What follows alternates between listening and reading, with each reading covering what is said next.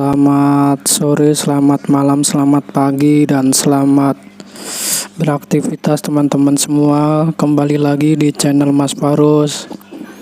Hari ini Mas Farus mau mencoba membuat miniatur gerobak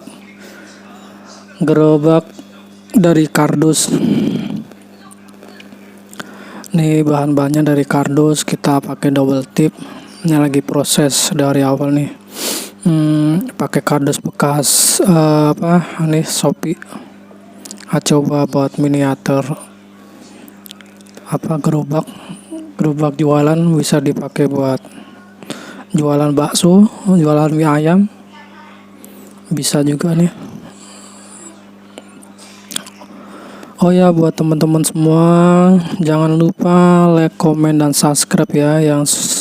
Yang baru bergabung silakan subscribe, yang sudah bergabung silakan tonton video Mas Farus tentang tutorial membuat miniatur gerobak dari kardus.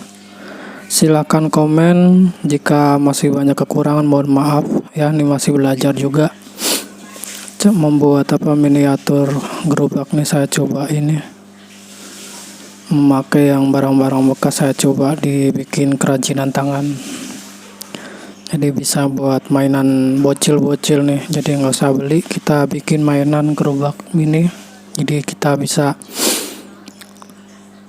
nyenengin bocil-bocil juga nih guys. Oke, kita simak terus kelanjutannya video Mas Farus. Oke ya, terima kasih, lanjut.